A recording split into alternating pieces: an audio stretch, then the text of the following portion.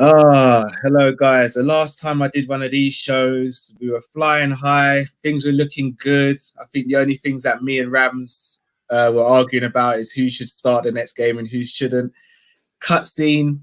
We're in 2021. We're thinking to ourselves, what happened to the last year and why is this happening to Liverpool? But we're here to discuss it. We're here to discuss it. That Liverpool show is back on the football terrace. Delighted to be joined by some very special people, a couple of deputies as well. We're starting off with Conroy, Safe, Bizzo, and Rams. How are you all guys doing? All good, mate. Thanks, mate. Obviously, I wish we could be doing the show under better circumstances, but you got to play with the cards that life deals to you. So, guys, let's just rip off the band-aid.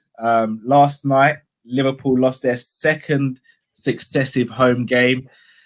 This time, it was against Brighton. First time they've beaten us at Anfield, I think, in the league in God knows how long. Conor, I'm going to come to you first. Your thoughts on that game? Where was the game lost, and why did we struggle so much last night? Actually, when I was watching it, Cal, obviously I had Mo Salah's chance at the very start, but I actually thought, you might disagree, I thought it was quite similar to West Ham. I done my match review in the West Ham game. I thought Liverpool were really in control of the West Ham game, but I thought they were quite passive's not the word, but they were really not creating anything. And I mean, West Ham probably are more adventurous than Brighton. Brighton play, don't get me wrong, but had 4 centre backs last night, which is no excuse. There's too many people saying that. It's like it's not their job to make it easier for us to win. I get infuriated hearing that, but I felt last night it was. I mean, even the creativity now was quite poor in general. But I just felt like, I don't know about yourselves, everyone else. I felt like, see, the first 15 minutes, I just felt like we weren't really going to lay a glove on them, which is incredible. We won the league last year, and even with the gritty games we got through, I still thought we had enough to beat them. But last night, I just felt from start to finish.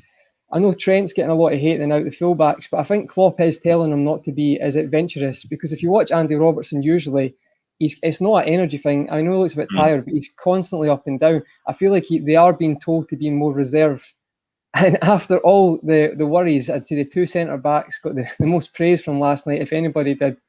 I just felt like it was a struggle from start to finish. And again, I thought it was quite similar to West Ham. I think Salah, we're underestimating how good his goal was on Sunday, and I think as soon as he scored, it's not rocket science. West Ham have to come out, therefore there's more space, and I feel like that looks more obvious now, because at my match review I'm like, we're back, here we go, this is it, this is our season, and now I look like a fool now, because I think that piece of brilliance, it kind of put us under this false sense of security, and I felt like Brighton, to be fair, just we fell right into their hands. It was, I mean, their game plan worked perfectly, and we'll get into the low block later. But that in itself is a topic. But I'll let everyone else talk now. So cheers. Yeah, I mean, you say that you felt silly, Conroy. Remember, I was on a stream after that Brighton game wearing a Mo Salah wig and singing my heart out. So I feel very stupid now. When your friends are clipping your stuff up and sending them to you on a WhatsApp message, it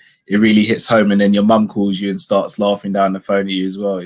Really? It does a lot to your mental health. My best friend's a Man United fan, so I got a text off him last night, and so that was lovely. So best friend's a Man United fan. Yeah, they won 9-0, and then well, how does the saying go? Keep your friends close and your enemies closer. Smart man, Conroy. He'll probably watch the show, so he'll be buzzing with that shout out. Safe.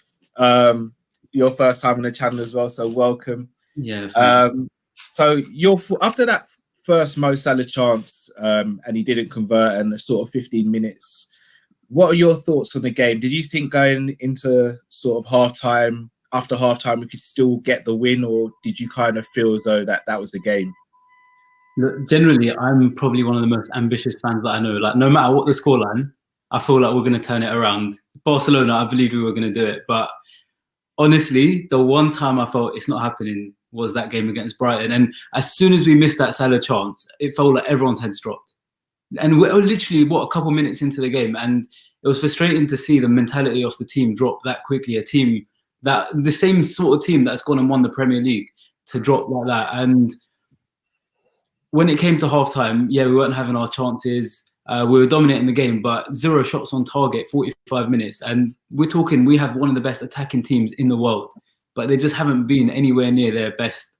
And when we came out in the second half, I thought, you know what, that's it. We're going to do what we did against West Ham. Going to get a couple goals, call it a day, get 3 points and move on. And then we'll come with a bit more like confidence to the City game. But it just didn't happen. The players couldn't break open their defence. Teams know, just drop deep against us and we're not going to get past that defence. And that's essentially what happened. And I don't think anyone on the team believed they were going to break down the defence, and therefore the fans didn't believe it either. Bizzo, many people in the comments, and I've even said it myself, said, if you can get through the first 15 minutes against Liverpool, you put yourself through with a real shot of getting a win. Do you agree with that statement, or do you think that's a bit harsh? No, I agree with it. I think you can predict how a game's going to go with us, especially at home at the moment. Within the first 15-20 minutes, that Salah chance it would have flipped the game on its head, because it would have broken Brighton's whole mentality. It would have broken the way that they set up. They would have had to change the tactics against us, and they wouldn't have been able to play the way they did for the whole 90 minutes. It's like a template that seems to be passed around with these teams that are playing against us, where they just fill the box for defenders. Just they're assured that they're going to get 1 or 2 chances in the game, either on the counter or on a set piece, like Burnley did when Burnley got that penalty, and then obviously Brighton. United played very similar against us at Anfield as well, where they just sat back and waited for the chances to break us on the counter. And it's just frustrating. It's very frustrating to watch. It feels like every home game is the same game at the moment for me, because with the way that the team set up against us. Last night, it was just the same blueprint as Burnley played. They filled the box with defenders. They forced us onto the wings with our wing backs, and then we cross it in. But when you're playing a team like with Brighton, who are all about height, and it's like playing the Monstars in Space Jam, it's like they're not going to get the law of averages in themselves. They're going to head the ball out of the box 9 times out. And the only person who's good in the air, especially last night, is Fabinho, and he was off the boil last night for me. But Salah was not a great header of the ball, and Shaqiri certainly isn't. Like I don't even think Shaqiri's ever scored with his head. But it's one of them, isn't it? It's like I said, it's just frustrating to watch. It seems to be a very similar template that all these managers are playing against us, and it's working. That's the thing. That's the most frustrating thing about it. Yeah, agreed. Rams. Where do I start with this? Usually we're usually in agreement with Liverpool going into games and thinking they're going to win. Looking at the game yesterday, do you now think we're probably the most predictable team out of the top 6, and probably the easiest team to play against? It's so sad to say, but yeah, we are. It's so predictable how we're going to attack teams. And there's the blueprint from I think that Watford game. Even then, that blueprint's been stuck with us for God knows how long, and we haven't been able to break it down. Even when we rely on moments of ability and moments of brilliant, like I don't even know what to say. Moments of brilliant opportunities, our players aren't doing it. Trent Alexander-Arnold hasn't been at it this season. Firmino, like yesterday's performance, Firmino was slowing our play, which is not characteristic of him. Like the guy likes to run with the ball and play those intricate little passes in between Salah and Mane, and he hasn't been doing that for God knows how long. It's annoying to see, and it's just frustrating as well. It's not been good. It hasn't been good. Yeah, no, I agree. It has been rough. I just want to touch on a point that Conroy made, and I'll go around the circle again and ask you all. You spoke about our fullbacks not being as adventurous as they usually are or had been over the past couple of years, and that potentially being a tactic from Klopp now. Again, we can kind of understand why Klopp may have used that tactic, considering our centre-backs at the moment, and Nat and Hendo, who aren't the quickest to centre-backs, especially in Nat's case, but Hendo's not even a centre-back. How much does that hurt our game, our fullbacks not being able to be as adventurous as they usually are? So, Saif, I'll come to you first. So, I mean, like you knocked it on the nail with the fact that we ain't got the centre-backs that we need at the back. And let's be honest, Nat Phillips and Henderson just don't have the pace to keep up with, like in the West Ham game, you had Antonio running at us. And if you haven't got Trent or Robbo dropping deep, sitting back like usual, then who's going to keep up with him when they manage to break through our back line? And it's literally it's the only option we have is to keep our fullbacks further back. And the biggest problem is we lose a lot of what we had last season. Like last season, I could probably count the amount of times that Robbo was breaking into the box, into the attacking box. And the thing is, you don't see that from other teams. You don't see the fullbacks playing with so much confidence further up the pitch. They're always concerned about running back, but we had Van Dijk at the back. And when you've got him at the back, I feel like Trent is comfortable to make crosses, because even if the cross doesn't go right, he knows that he doesn't have to sprint back like a lunatic because Van Dijk's covering. But right now, that confidence isn't there, which means the fullbacks have to sit. And now that the fullbacks are sitting, I feel like the attack has lost a lot of its creativity. And yeah, that's the biggest problem at the moment. I agree. And if our fullbacks aren't creating, we aren't scoring. However, guys, I just want to say, if you're watching this and you are looking to score in a different way in your life, then you will want to get Manscaped. Obviously, we all want to. We all want to score. We all want to score in life. We all want to score in life, but we have to make sure we're prepared when we score, right? Don't want to be about to score and then you miss a tap-in because of obvious reasons, guys. Make sure you use the promo code TFT for 20% off. Visit Manscaped and make sure you're not ballsing it up, literally. Sorry, you were mentioning about the centre back. So, Bizza, I just want to speak to you first, and I'll speak to everyone about this as well. The last day of the transfer window, Liverpool went out and purchased 2 centre backs, one on loan and one permanently, to sort of cover for Matip, Gomez, Van Dijk, and obviously Fabinho's latest injury. Your thoughts on those signings, and do you think those signings should have happened earlier in the window? I thought you were going to ask me my trimming routine first then.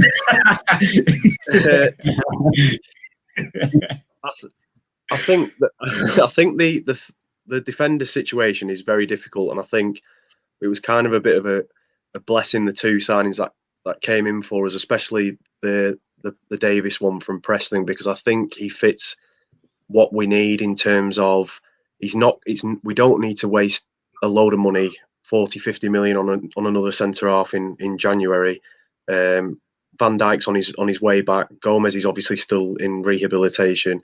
You don't want to spend that amount of money and pay that amount of wages to a player who's eventually just going to be sat on the bench and be taking his chances as and when there's injuries.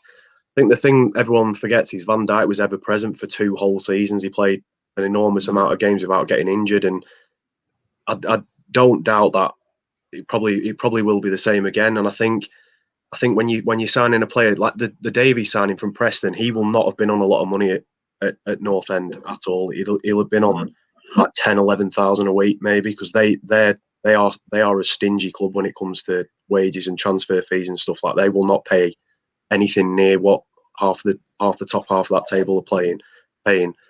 So yeah, the Davies one I think makes a lot of sense. I think it's built like quite a good relationship up with that club as well, in terms of sending like Vandenberg on loan there. There could be a few more openings for our youngsters to go and get some game time in the Championship there as well. I think that's probably like an underlining thing from doing it as well.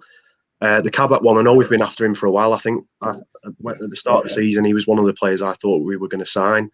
And I think the business itself is very, very shrewd and very well done. I think like the way it's been constructed is like very intelligent and clever in the terms of signing Kabak on loan and paying next to nothing for him until the end of the season. And if it comes down to whether or not we actually need him or whether or not he underperforms, we can just send him back to Schalke. And then the Ben Davies one, the guy had 6 months left on his contract.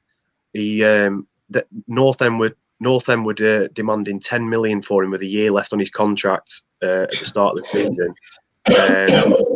With clubs obviously snooping around. So even if he's a flop, we can potentially sell him for a good few million in profit anyway. I think they have been done very business minded, the transfers, but I think they needed to do something. They just needed to like ease the worries, because the problem you've got, and then lo and behold, as soon as we signed them, Matip's out for the season. So it was a good job that they did do it. Otherwise, we'd have been in even worse trouble than we are now.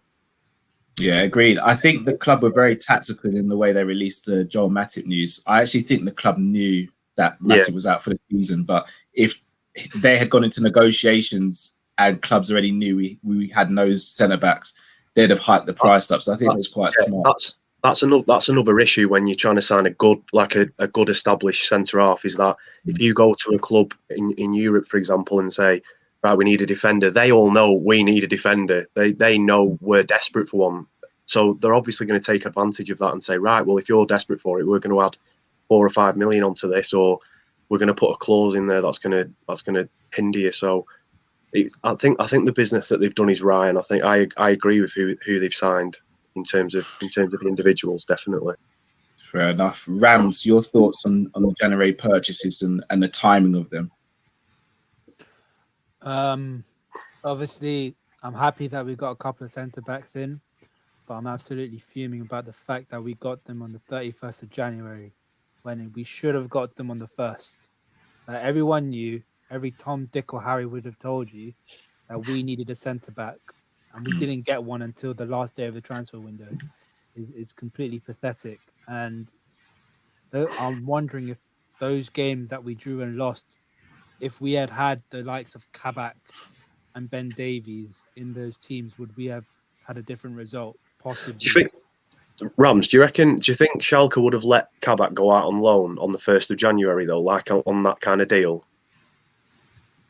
Maybe, because the thing is, Schalke, when I've looked at Schalke when they played this season, is not only tactically have they've been poor, but it seems as though they know they're leaving Kabak out to dry, and they know that he's going to be gone in the summer. So I feel like we could have got a deal done on the 1st of Jan rather than the 31st. And it's like, you think they were maybe using that? Sorry. Would it have been a better deal? Probably not. It would have probably been more money and more expensive.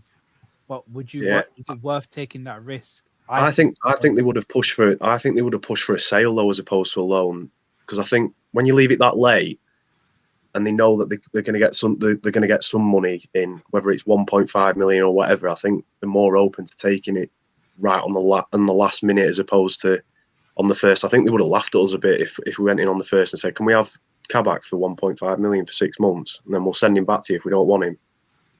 I don't think it would have worked for them as I don't know. Like I said, I think it's all part of the business why they've left it as late as they have. I think that's why they didn't want to spend a lot of money. They didn't want to splash out on someone massive, and I think that's why they've left it as late as they have, really, because it's worked out in business terms a lot better the way that they've done it, as opposed to like you said, getting them in early, and we could have maybe had a few more points on the board. But I think we're in that deep now. It doesn't really matter, does it? Because we're throwing points away at the moment. Yeah, Conroy, I was going to ask, do you think that had we had signed a couple of centre backs earlier on in the window, do you think we would have picked up more points than we had done in January? See, to be honest, I don't like thinking like that anyway, and I'm not too sure it would, because like people are criticising Nat Phillips, right? But Nat Phillips, I think, has actually probably been. I thought that wasn't his fault yesterday. It's unlucky. You can play any game. It's ricocheted. You do that 100 times and never go in, and it goes right in the bottom corner. I feel like what Bizzle was saying is, I'm kind of mixed. I think Liverpool were probably not going to sign anyone. Maybe Ben Davies, and then when Matip got injured and along with Fabinho, I felt like we should do this. But I do think they were considering it. Like I think Michael Edwards or Cole were, because if you look at the two signings, the Ben Davies one as well, I think Preston have got, someone saying the other day in a stream that they've got a sell. They basically will get more percentage of a sell on than they usually would if someone's contract was that low. So, okay. So I think they've been like, because Ben Davies was about to, he had a pre-contract with Celtic. So I think they have definitely looked at both of them. and they've had it in the back of their minds. But I feel like with the Schalke one, I've been hearing a lot of people, the financial status of Schalke is very bad. And I feel like we've looked at that and went, we can really, that's a cynical signing really to do that, but we've definitely used that. But I think actually I agree with Ram. I feel like it might appear as this great business, but I think it was more a case of they've watched them, they've considered it, and then as soon as Matip's happened, because we're all joking that Matip, he'll come back, he's not actually injured, just pretend you're injured to get the signing in. But I've got to be honest, what you said, see when Van Dijk got injured, I used to say, right, I don't like when people use it as an excuse, because it's fans just like constantly, it's just excuses. Well, why not doing that? City last season, I didn't think we'd be like that, and to be honest with you, I didn't think at the start we were. But the more I'm watching, and I've actually had a bit of epiphany the last couple of days, I've been watching like the crosses from the past 2 seasons with Robertson and Trent, or just the goals were scored like that. We've never had like a physical big presence. I know you said Firmino, Bizzle, but he's not particularly amazing at anything. But no, he's not known for it. Yeah, but because we push so high that it's not a cross from an awkward angle that there's maybe 4. Even teams like Brighton, if you're that high up, you're going to, and everyone says, why do we play the high line? But I think it's obvious now I don't think Man City are a much more clever team in the sense of they've got individual players who can just break down teams who sit in, and the results show that. I mean, you watched the game last night, Man City are going to beat the bottom 6, no bother. That's the way their style is. I mean, if 17-18, they basically drag teams to the 6-yard box, pass it across, tap in. I mean, Raheem Sterling is probably the worst finisher, right? But he scored 17 goals. And it's not a dig at him, because he's a good player, but he's not a finisher. He's not a Aguero, and he's not up there for me. But they create that many chances. And I feel like now you're seeing that Liverpool have been, with Van Dijk, they've been playing at an optimum, like ridiculous level for the last 4 years. And I feel like now you're seeing that us at 80% is a big drop compared to teams who, like for Man City style, for example. I know people were criticising them last year, but you said, Cal, still got 81 points. So I feel like you're seeing now that we'll not get into what I think should happen, but I feel like it's time we need to evolve slightly. I feel like I love how we've played, but if you don't think we need a striker, I don't know what else I think we need. It's obvious we need a striker, in my opinion, because if you say if crosses are expected, right? So say Brighton last night, let them cross it, it's fine. Like if you've got a striker, and I don't mean like an Andy Carroll, I mean like a Jimenez. I looked at the top Haaland. Even if you look at like the top 10 teams, they've all got a striker who can cause issues in the box. So I don't see why Liverpool aren't thinking, if you've got someone like that, it makes teams have to think you've got different options. And I said to you a couple of weeks ago, Cal, we should have 5-6 different patterns to play. But right now, the team's going to sit in, but we're still playing the exact same. Like, why? Oh, but it is highly frustrating. Saif, just want to come to you. So Bizzo made a really good point, but it's a point that I both agree with and disagree. So I want to bring it to you first, Saif, and then I'll go around with everyone. So Bizzo, you made a point saying that it probably wouldn't be the smartest move to spend big money on a centre-back because effectively they may end up sitting on the bench.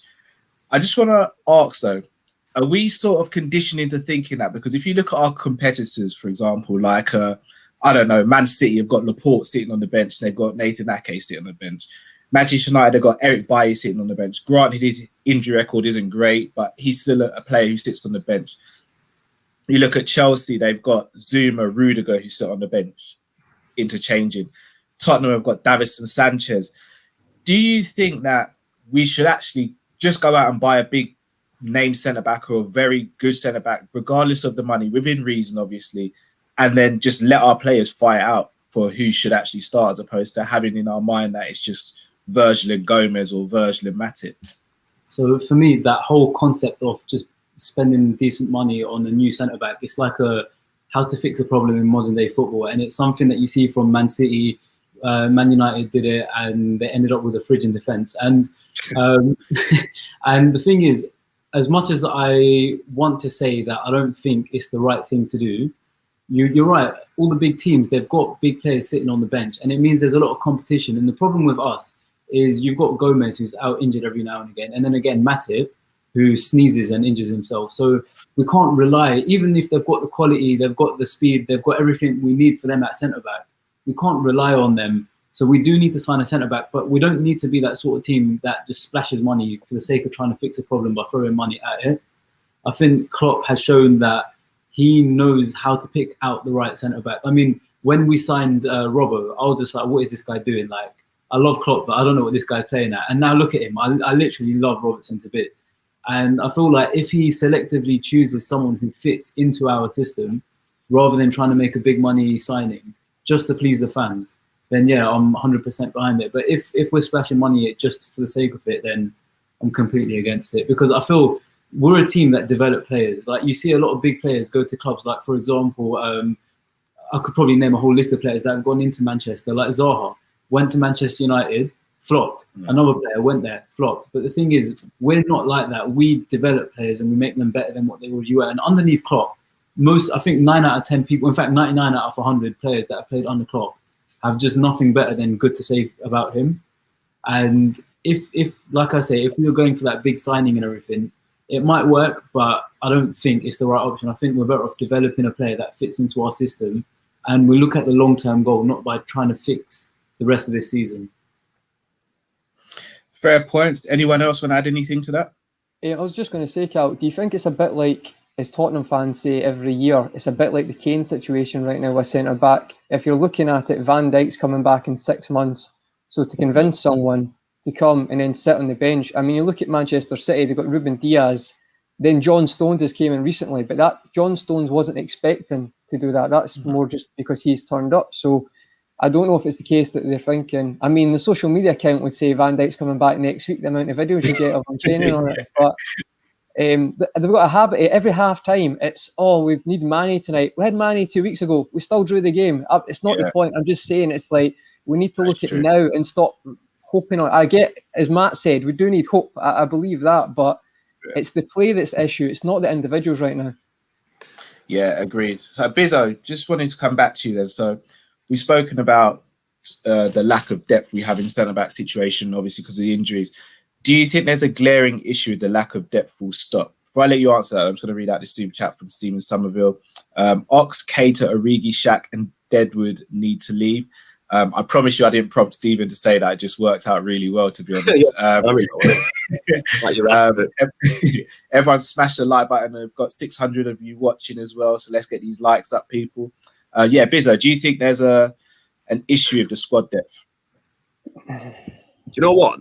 I think when we're at full strength now, I think we have got a lot of depth. I think I was very happy with signing Jota. I thought he offered a completely different dimension as a signing to us. At first, I was a bit sceptical about it, but when he started playing, he really did bring something to the team, and we were able to switch it up and unlock defences a little bit better with him. The problem is we've got practically a starting 11 all injured at the moment. That's the issue that we've got. So we can't. It's hard for me to say we're lacking depth here and here and here, because I think if we were at full strength, when you've got the likes of Fabinho, Henderson, and fucking hell, I can't think of his name, Thiago in centre midfield, and you've got two strong centre halves with one on the bench. You've got both your wing backs are fully fit again. Your keeper's fit. Do you know what I mean? We have got the players there. The depth is there. I think there is the Deadwood as mentioned in the comment. I think, but I'm very shocked Origi still managed to stay beyond January. And I'm survived another window. I know. I think I find it crazy. And to send Minamino on loan to Southampton, it's like I just didn't understand that. I genuinely think Klopp sees something in training he really doesn't like with Minamino. I think the rumours are right.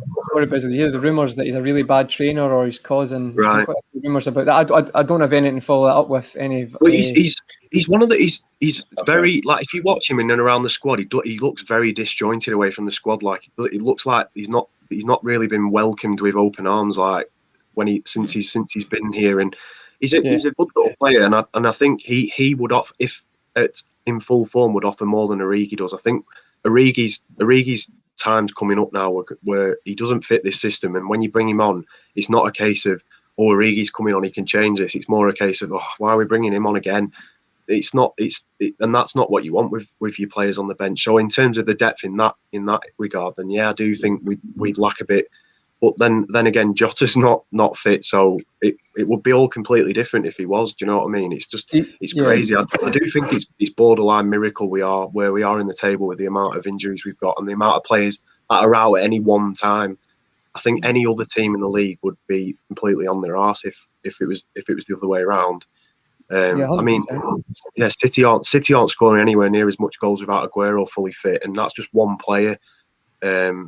When United have a few injuries, they go off the radar, and Tottenham are the same. Like without Kane against us, they offered absolutely nothing against us when he went off the pitch, and that's just one individual. And you think all the influential players we've got missing at the moment, it's crazy how we're actually even in like as close to the top four as we are. I think that's testament to us as a team, though. To be fair, I think that gets overlooked a lot by other fans. They don't realise the extent of the amount of people that are actually missing for us. So his trajectories went like that. It's went great when Van Dijk left, and we've just cheated. Rams, what was your thoughts on Minamino going out on loan? Do you think it was a mistake by the club? I don't know really, because the guy hasn't been playing. Whenever he's been given the opportunity to come on, like whenever he's on the bench, he's never called up to come on and play. Like it's one of those where you think on paper he would actually he would do something good on the pitch, but he's not doing anything. I don't know if he's not doing anything in training to warrant him getting an opportunity on the pitch. I thought at Crystal Palace it was going to be a new corner for him. I thought he was going to really take it on and start pushing the front three, and he hasn't been heard of ever since. Like it's just one of those where he hasn't made an impact on the team. I think I agree with Bizzo. I think he hasn't settled in with the group. Like you do see him even in the title celebrations, he just looked a little bit out of place, and you could tell he's had a problem adjusting with the squad. And yeah, I think it kind of made sense to an extent, but is it ideal to do it now? No, I don't think so. I think you should have kept all of our assets, because he would have at least done something different. Yeah, there's no advantage to it. I genuinely don't see an advantage with sending him out on loan to Southampton. I don't see how it benefits us at all, really. I reckon what it could be. Sorry, Steve. Go on, Steve. Oh, yes. All right, I'll go ahead. No, go on, bro. The only thing I can see around it is the fact that Minamino hasn't made an impact in any of the games that he's come, a big impact in any major games, and he needs proper Premier League experience or proper English experience, because it's a different game playing in England. And I feel like he needs more experience before he can make an impact on that pitch. And I think game time over anything, he can train as much as he wants, it's not going to replicate proper game time. And I think the only way he's going to get real game time is somewhere else. So Klopp's gone for that. Yeah, I mean, very good points by all of you. Speaking about experience in game time, guys, if you are an experienced lover, then you'll know no one likes to be a hairy bush, right? It's just we don't want it around there. So what do you do to rectify that problem? Top of the screen, just above my head there, you'll see a promo. TFT. Go to Manscaped, guys. Make sure you trim, make sure you all, prim and proper. You don't want to just be throwing in crosses for the sake of it. You want to be pinpoint, don't you, guys? You want to score. You want to be experienced. Don't pull a Minamino, guys. Shave it. Go to Manscaped, click the link TFT and get yourself 20% off. Guys, we're going to bring in Ryan LFC. Ryan LFC, welcome to the show, bro. How you doing? I'm doing good, man. How are you guys doing? Good, bro. Welcome. Ryan, I'm going to throw you straight into the fire with this one. So this season, Liverpool's Achilles heel seems to be playing against teams who are playing the low block. How can Liverpool turn a corner and start playing against these teams and beating these teams who are playing with the low block? It won't change. Sad to say. It won't change, because we need to refresh the squad. When you look at the squad We have players like Axel Chamberlain, Navigator. I know they don't play a lot, but when they play, they don't offer a lot to this Liverpool team. It's too many stress on Salah, Mane, Roberto Firmino to score goal. Henderson.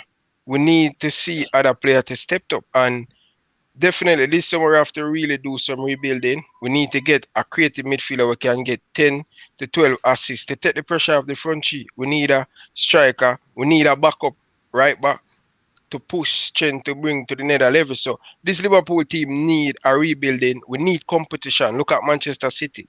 Everyone write them off last season. They are garbage, but they have the money. They go and spend, improve the squad.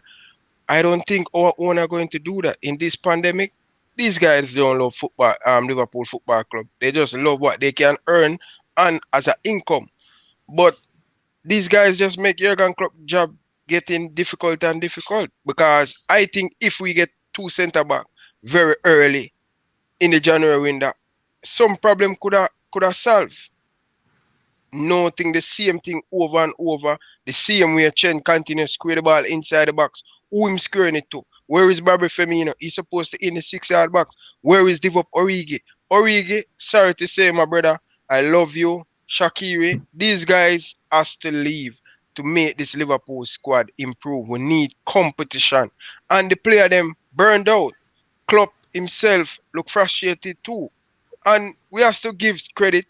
A lot of Liverpool players get injured. But when you look at the team that will play against West Brom, the Fulham, we should easily beat them team, especially at Anfield. Burnley come and break our heart. Brighton come outrun us. They do everything better, quick, second ball. And sometimes you have to give the opponent credit because they defend properly against Liverpool. Burnley, West Brom, Newcastle, Southampton, we have it really difficult to break them. Last season, we think we passed this stage by breaking down small team. We do it very well last season, and then we'll come back to all Abbey this season. Things need to be changed, and it need to change from top before we talk about the player them. All right, Ryan. A lot to unpack there. A lot to unpack. Welcome. So I've got FSG on the list to talk about, because I do think it's a good time. Now you've brought it up. Who wants to go first on FSG and whether they have the ambition and the resources to potentially give us a rebuild in the summer, which we may potentially need? Who wants to chime on that one first? Listen, okay. Go on, sir. Firstly, Ryan, I love your channel and that, yeah, but I've got to disagree with some points there, yeah. You don't realise some of the players we've got on that pitch. Yesterday, yeah, we were struggling. We still had Firmino, Salah, we've got Henderson, we've got some of these players that have won the Champions League, won the Premier League, and I know it feels right now that we need a rebuild, but we've got the quality in our team. We don't need a rebuild yet. We just need a bit of confidence, the right mentality. And when it comes to FSG, yeah, they've got the money to spend, but they're too busy spending it in other places. For them, yeah, and we've seen what they've done with Anfield since they've come in. And look, I've got to respect them where respect's due, and they've helped us out. But they're treating Liverpool like a business, and for us, it's way more than that. For us, Liverpool is live or die, literally. And for them, it's just another piece of business. And like you're saying, like Bizzo was saying earlier about they're waiting later in the transfer window just for better business. They are a business. For them, Liverpool is just a business at the end of the day. If they have to dig into their pockets, they're not going to do it because they just don't want to spend the money, especially like Ryan said with the whole pandemic and everything at the moment. Things for them are uncertain. They've got investments in other places. And the problem is their priority isn't Liverpool Football Club, unfortunately. But I still don't back the idea that we need a massive rebuild or anything like that. Oh, it's mad that I literally would never think that, mate. I think that the ambition is there. I think they're just doing it in a way that's a lot different to teams that are big spenders and are willing to fork out money and go with the trust of the manager in regards to the signing.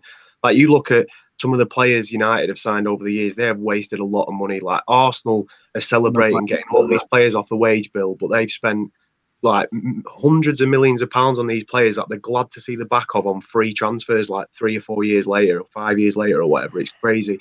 Like all the players we're signing that like there are one or two, granted, we've spent big money on. Keita, arguably 50 odd million, and he's as injury prone as he is, he's a very bad player. But for me, the ambition is there. For me, I just think that they're trying to do it in a way where you don't want to really put their hands in the pockets without thinking it through, and they do appear a lot more calculated than obviously previous owners and owners of other clubs as well. I think we do get linked with the right players, and I think when the right player does come along, they do say, right, okay, we'll do it now. I don't think they would have paid 40 million for Jota if Klopp wasn't assured on him, and that is a lot of money. And when it comes to players like Salah and it's good business, but we're getting the good players out of it as well. Like we're not just buying deadwood and bringing deadwood in.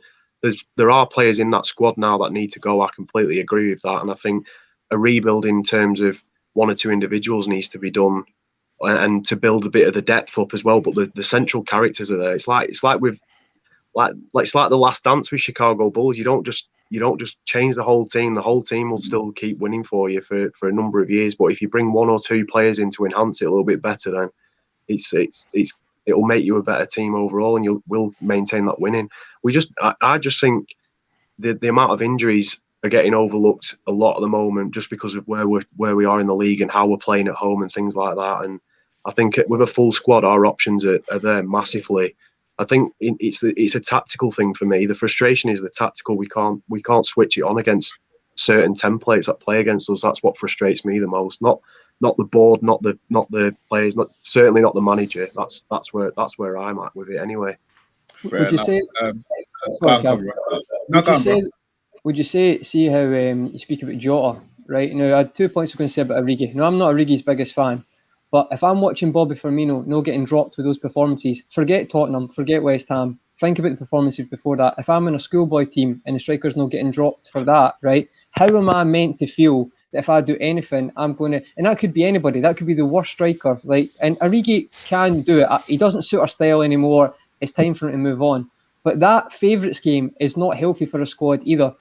Jota comes on and he's eager, right? And I'd said previously, Jota, right, he's probably looked at those front three and went, I'm a better finisher than all three of them. And he is. I know the demo said clinical enough, but I don't think Liverpool, we've never ever been amazing in front of goal. We'd usually create 4 or 5 chances and score a few of them. But I think Jota is hungry and he's eager because he knows. I mean, Jota scored, was it 3 games in a row he came on and scored? And there was a debate about the Man City game about him starting. That's ridiculous. That is. I think the thing with Firmino is that there's no player around either on the market, in my opinion, or in the squad that currently that plays the way he does. I think the way Firmino plays frees up and provides Mane and Salah with the amount of chances that they get. That's how I perceive. I used to agree so much with that. I used to argue that all the time, but he's not pressing as well now. I agree. He's completely off the boil. He was shite last night. He was really bad. I agree. I used to feel that way as well. Sorry, guys. I used to feel that way as well. Anyone who knows me knows Firmino since he's come to the club, has probably been my favourite player. But for him to not have been dropped this season or for a sustained period, it makes me question Klopp in that aspect. Klopp for me is still the best manager in world football, regardless of the results he's having and stuff.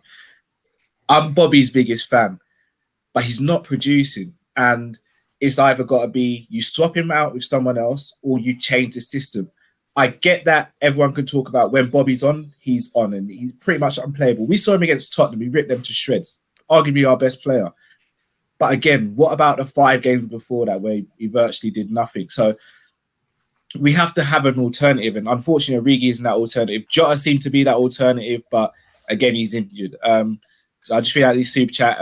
Demo Dre, bro, we are just not finishing our chances. The points we dropped are merely from injuries and playing the same. It's not being clinical enough.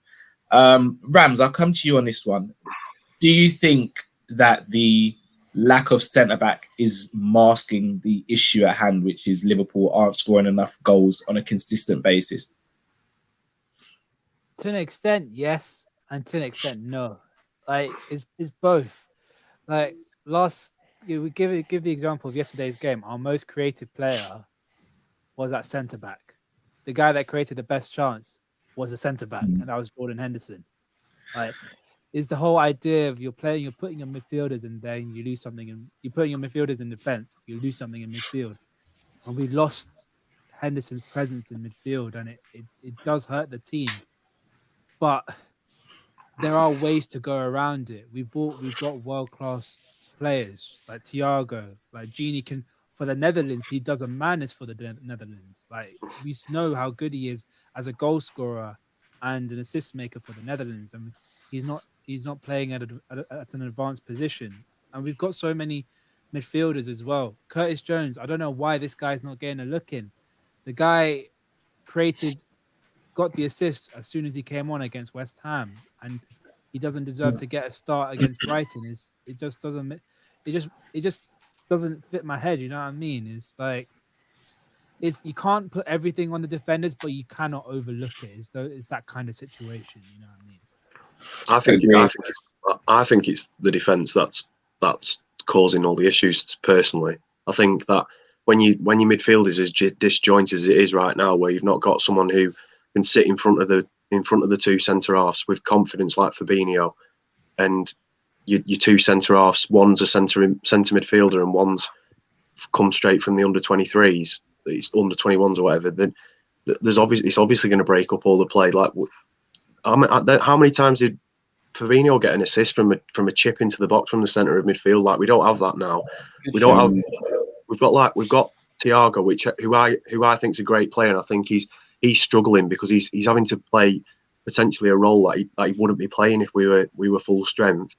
I agree with your points with Wijnaldum and with Curtis Jones especially, but I think those three midfielders, Thiago, Jones, and Wijnaldum, are all very similar players. Naturally, they all play the same role. They all want to be in behind the front three and getting chances in the box. I think that's the mentality of the three of them. So getting them all to play in the same squad is difficult, because then it takes away your defensive responsibilities then, and then the two centre halves who are not even centre halves for us are exposed even more. So I think that is a massive problem for us. I think that needs to be like dealt with, and I'll be thankful when we actually have a partnership that's actually working and we can put a bit more confidence in them to attack a little bit better. Do you think that once we have that on the pitch and we've got other people cover it, so we've got actual centre backs playing at centre backs, let's just say Nat Phillips and Ben Davies, do you think that once we've got that and Henderson moves out of that position and hopefully Fabinho comes back, do you think it will change our game entirely, or do you think that we need like just a bit more than that? Bro, Fabinho is the best defensive midfielder I've seen in a very long time. Like he's a superb defensive midfielder. What he offers us in midfield is second to none. It can't be replicated by another player in that squad. And when you're playing him at centre half, he's a very competent central defender, but he's not a central defender in my opinion, and he needs to be. He's the protection for Van Dijk. Like you can hype Van Dijk up as much as you want, but the timing of Fabinho's tackles in that midfield, he stops attacks before they even get to Van Dijk in a lot of circumstances. Not only that as well, he recycles the ball as well. His recycling of the ball, like, as soon as he gets the ball, quickly starts the forward play, and we do miss that. He's one of our best signings in recent years by a country mile, and I think he gets massively overlooked in that position. But I'd have him over any other defensive midfielder in the league. Yeah, I think Fabinho. I think Fabinho, a lot of people underestimate Fabinho in pass and the dirty works him do. You know that Jordan and they don't get a lot of credit, because when you look at Fabinho, he makes some very good pass. You look at the pass he make against Man United last season, Sadio Mane, Mohamed Salah. He has been starting the attack for Liverpool, and it's just sad to say, and a lot of people won't give Liverpool this bypass. Injury kind of mess us. That's true. But some game where we play against like the Sheffield and the Brighton, we should have win this game without the player them not and the full strength squad not on the field. We should have been win this game, but it's just football, and we have to just go through it and just trust in Jurgen Klopp and don't get really upset. We has been great for the last 2 to 3 years, and it's very hard to know he has been doing so good and then you have to come back to this level. We have to just be patient. I believe the squad just need to, especially midfield, we have so many similar players. You understand? Yeah. We have so much similar player, and we need a midfielder who going to score 10 to 15 goals. I'm not going to stop saying that, because midfield is one of the things we need to get more goals from. Without Salah and Mane scoring, we don't create a lot of chance, and it's what it is. I agree. Yeah. I was just gonna bring this up. So shout out to Luke Elliott for this. Statistically, we're creating as many chances as last year, but our conversion rate has dropped down by 15% and shots on target by 30%. So again, just echoing what we've all said here. Yes, losing defenders has hindered us even, and also having to play Fabinho and Henderson at centre back hasn't helped either. But does a conversation need to happen around that front three? Do we need to evolve from what we're doing? And again, Jurgen Klopp. Sorry, Callum. No, don't apologise, bro. Go for it. On that stat, yeah, I want to know, because quite a lot of the time we take pot shots outside the box instead of working it into the box like we used to, and sometimes we shoot from stupid angles when we don't really need to shoot from stupid angles. There needs to be some context with that, because I feel our link-up play and our build-up into the box has dropped off massively compared to what it was last season. Bro, the chances we created last season were easier chances to score from the ones that we're converting this season. That's the be all and end all of it. There's not like the way that we're playing at the moment. We're getting very scrappy shots off on target. Like last night, we had one shot on target, but did you see it? It was a deflected, looping shot that the keeper caught with absolute ease. So I don't see too much into stats like that, because, like I said, like last season, we were creating chances where the goal was at our gaping really, and it would have been a bad piece of play to miss him, in my opinion. But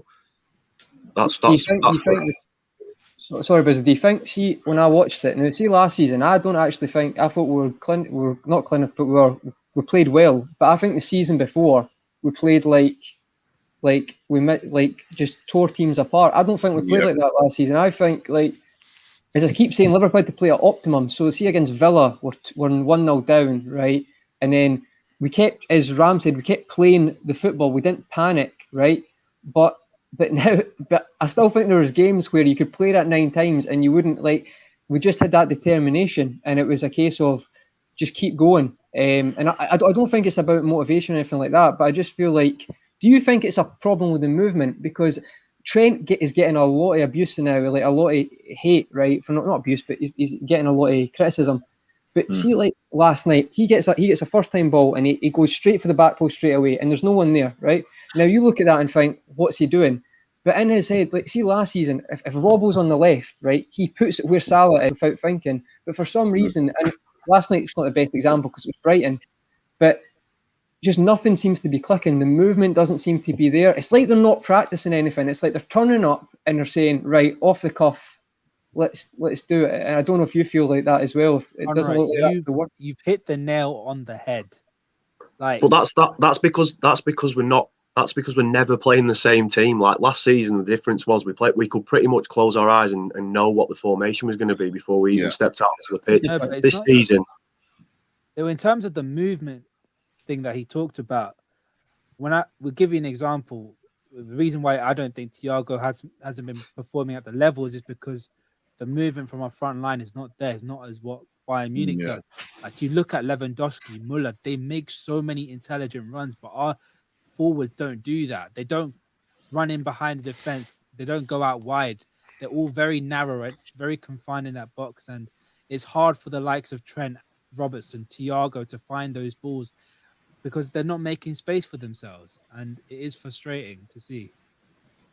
I was only saying that because the amount it went, they're like, I used to play on the wing, so it's like they should practice that when he puts that ball in, that he's there. And I'm not saying that obviously if that doesn't work, you need to mix up. Like Trent against West Ham, he didn't cross a lot, he mixed up, came inside.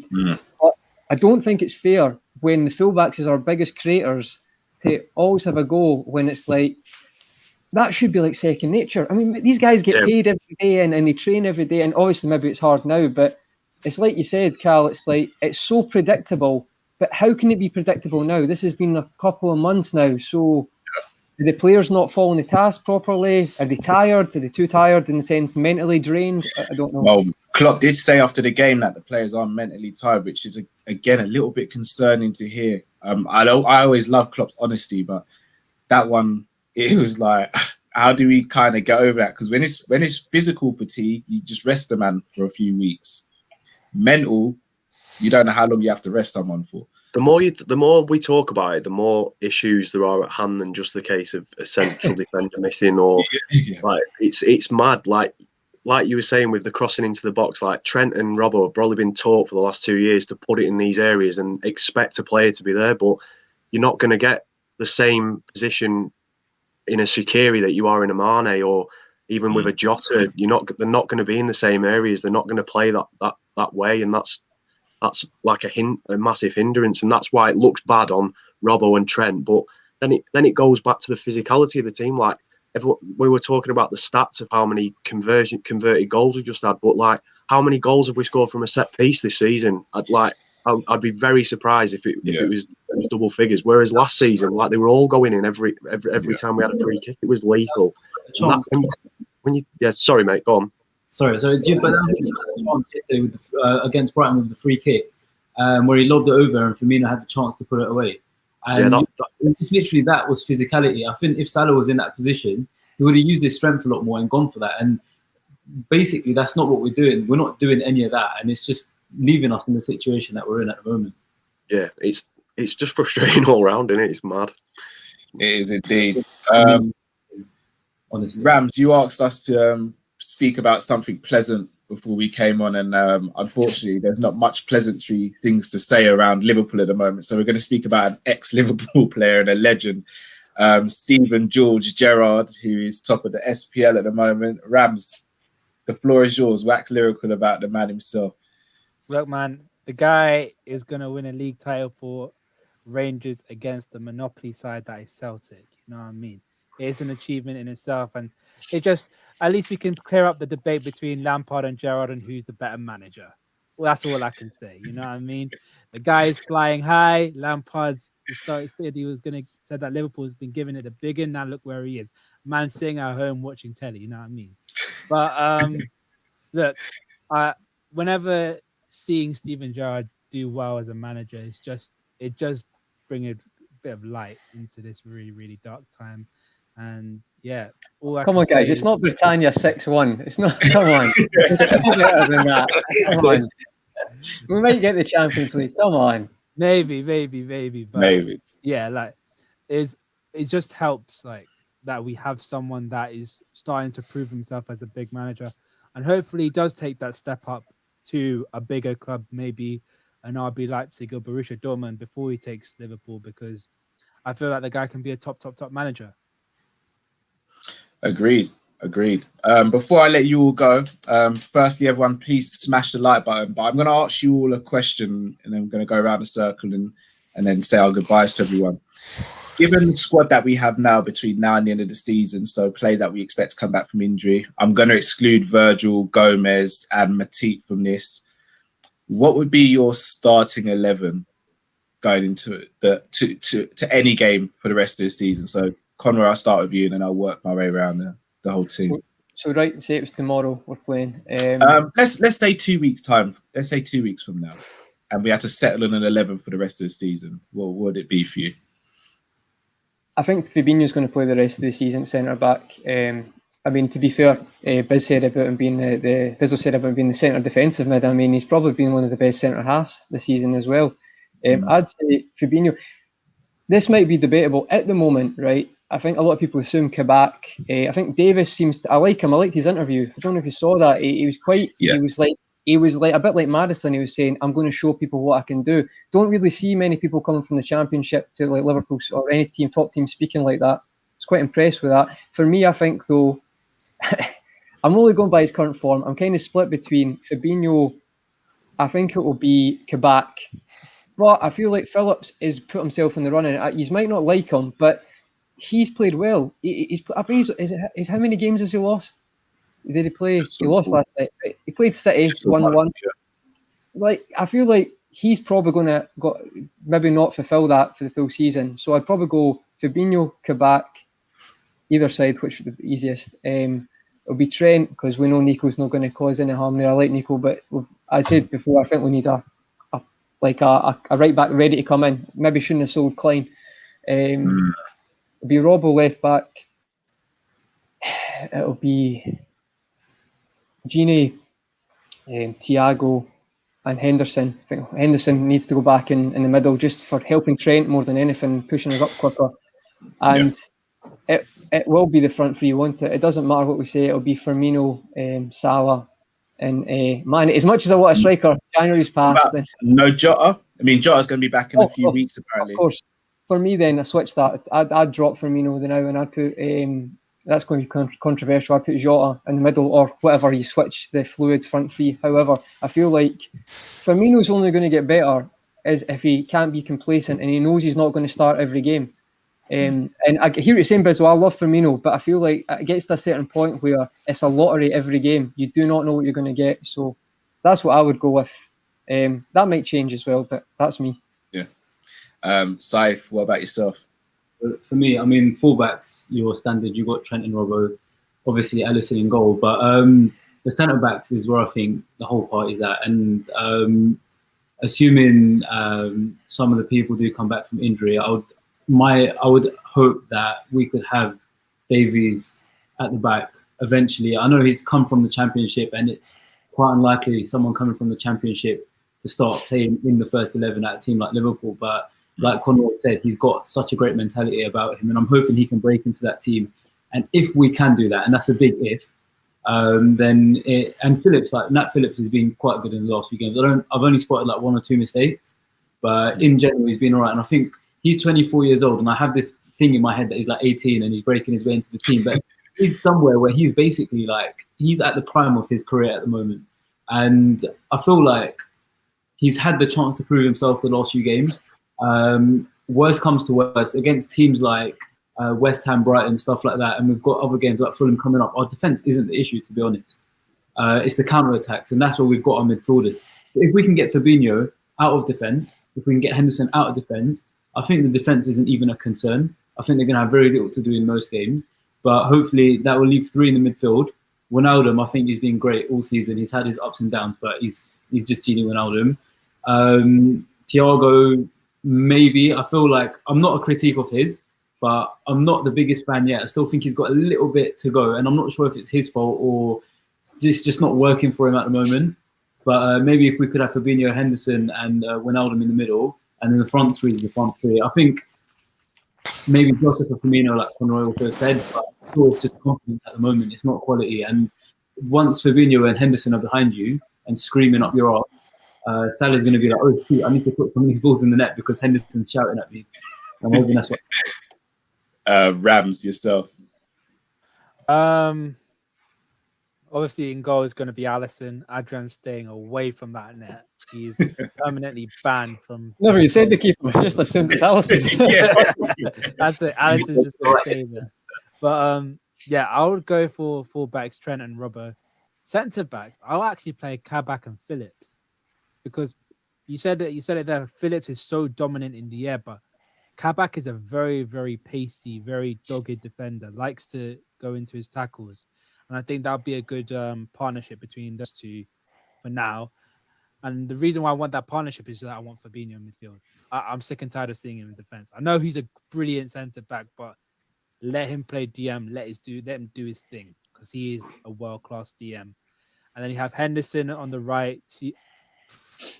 I'd say Thiago on the left, because he does offer that little bit of difference compared to Wijnaldum. And then the usual front three of... front two of Mane and Salah, and put Jota up front instead of Firmino. Fair enough. Bizarre. Right. My centre-halves would be Kabak and Davis, just because I don't see a point in buying 2 centre-halves if you're not going to play one and you're going to leave one on the bench. I've seen enough of Ben Davis, because obviously being from Preston myself, I've watched a few Preston games in my time, and I am assured that in the right team, surrounded by the right players, he'd feel right at home. I think he's kind of dragged Preston through the Championship. Preston are a very poor footballing side. They don't really play very fluently or very well. They're kind of like a smash and grab kind of team, and I think Davies soaks a lot of the pressure up. So I think having him in defence with Kabak, who's obviously an established Bundesliga defender, no matter how bad they're playing at the moment in terms of Schalke. So they're my two centre halves. Usual wing backs, Robertson and Trent. I'd have Fabinho just in front of the centre halves because he offers the assurances, as we said before, where I'd feel confident having him in defensive midfield in front of any two centre defenders really. And then I'd have Thiago and Henderson, and then I'd have the usual front three because the Firmino argument is valid, but as I said, there's no one in that team that can do what he can do. That's why he gets as much game time as he does. I think your only hope at bringing someone in was the way it looked as though Minamino was being trained to kind of be like a cover player for him, but now we've shipped him out, so I can't see us going anywhere other than with that usual front three up front, and then obviously having Jota as your impact player or rotation for any one of them at points in the season. Fair enough. Ryan, what about yourself? Listen, I know a lot of Liverpool fans won't agree with me, but I will go for this. This Sunday, I don't care about next 2 weeks. We'll buy 2 defenders, play them. About. We need success. We need to win. Nothing to lose. What we have to lose? City leading by automatically by 10 points with 1 match in hand. Nothing to lose. Go and win this game on Sunday. I don't care about next week. But listen, Alisson Becker in goal. Seriously. Alisson Becker in goal. I tip Nat Phillip as doing well, but unfortunate him going to drop out of my team. Nothing wrong with the guy. Play everything good since him coming this Liverpool team, but I will go with Ben Davies. I like him left foot. This is our first left footer defender we have since Daniel Agger. Every time I look at this guy, watch. No, you forgot about Clavan. Oh, Clavan. You see the reason why I don't remember Clavan? I don't remember him. I remember Agger. Agger, I remember. Decent on the ball, very good, have a very good kick. And Ben Davies, look at him. I know YouTube not show you the best. They take out the best and put. But what I see, I like. He bringing out the ball, ruggling in tackle, very good in the air, and very good on the ball. One of Jurgen Klopp type player. And you said, he run very good Liverpool player, he will get better, definitely. But I will go over it. I don't want to go all over the place. But Alisson Becker, Kabak, Ben Davies, Robertson, Trent, Gini play too much game for me. He need to sit on the bench right now. He kind of a little bit tired, head all over the place. Fabinho must come back in the midfield. Come Sunday, if him fit. Henderson must come back in the midfield if him fit and ready. And Thiago Alcantara. And Roberto Firmino, Sadio Mane, and the Egyptian king. But 2 weeks in time when Jota come back, put Roberto Firmino on the bench, bring him on, he's a game changer. When the game kind of open up a little bit, like Klopp bring him on against West Ham, he make a difference. The player them kind of get a little bit tired. Roberto Firmino in Brazilian zest can really do something to change the game for us coming on. So, no point we buying the defender them and saving them up. For do what? Souvenir? No. Go for it this Sunday. Play it. Klopp has to start to trust and believe more. Play the guy them. Play them. That is why you buy them. And this is the problem I'm talking about. We'll leave it too late. So that's why the pressure with them on that them are going to come under now. We should have been done this the first of January. Van Dijk get injured in October and Gomez get injured November or October. And FSG was sleeping. Klopp were crying out like a big baby. And they finally give him away more because of Joel Matip injury and Fabinho injury. We are a big club. And I'm going to say this. If you cannot compete FSG with Manchester City, Arsenal, and they also Man United and Tottenham, sell up. I don't have the time for the foolishness. I appreciate everything you've done for us, but we are a big club. I want to go to the next level. I don't want to go back to the days where I'm taking a lot of painkiller. I'm done with that. The Dugout Football Channel, Liverpool's Champions League tie in Leipzig is not going to be played in Germany due to travel ban restrictions. Thoughts on this?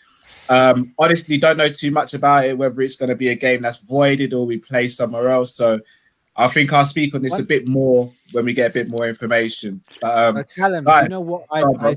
I think they'll do the same thing that they did last season.